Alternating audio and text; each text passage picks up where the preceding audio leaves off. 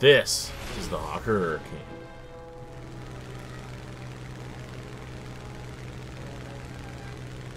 Now, there's at least 20 or more different variants of this aircraft.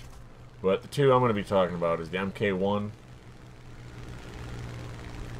and the Mk2, because they are in the game.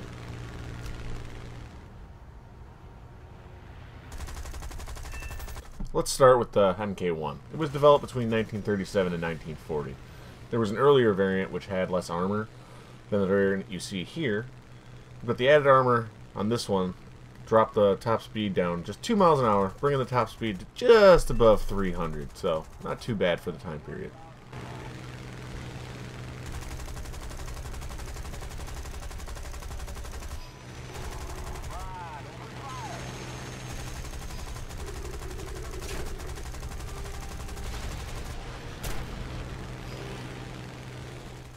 For the armament on this thing, it had 8 7.7mm Browning machine guns, as seen here.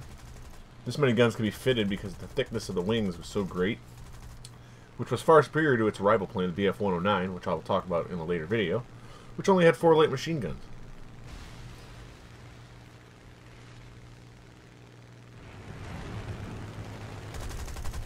The strengths for this aircraft were that it was easy to fly for inexperienced pilots.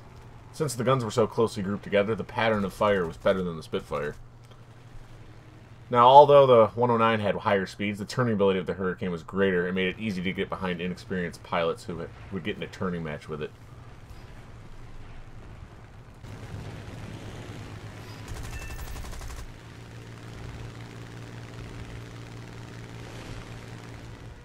Now, this variant had some flaws as well, because no plane's perfect when it's first produced. Plane had poor acceleration, and top speed weren't in its favor against the 109 at its time. The fuel tanks were vulnerable to machine gun fire, and the fuel tank was located right in front of the cockpit, which, if ignited, would burn the pilot. Not too good.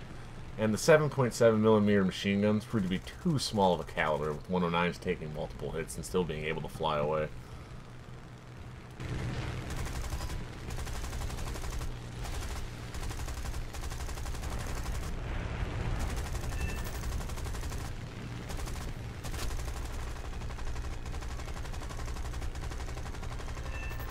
Alright, now let's take a look at the Mk2 here. It made its appearance in late 1940. It had a bigger engine, and this brought the speed to over 340 miles an hour.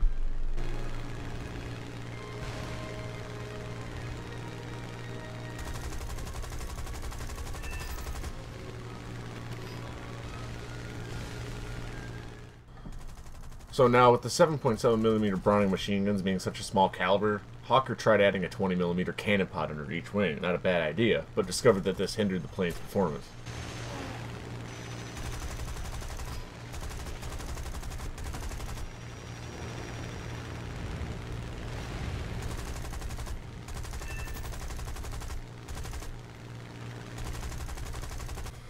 So what they decided to do was they added 2 more 7.7mm Browning machine guns farther out on each wing, as you can see here.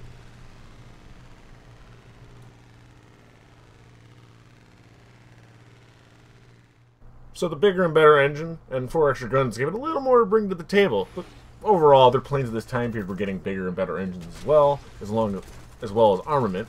And with the caliber of the 7.7mm machine guns being so small, the extra firepower just didn't have the effect they were looking for.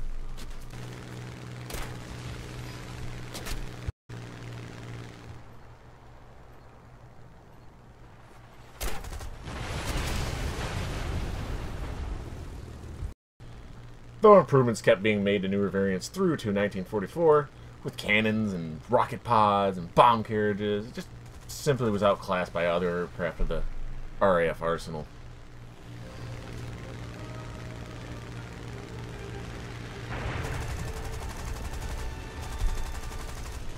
But that doesn't mean they didn't use it throughout the entire war.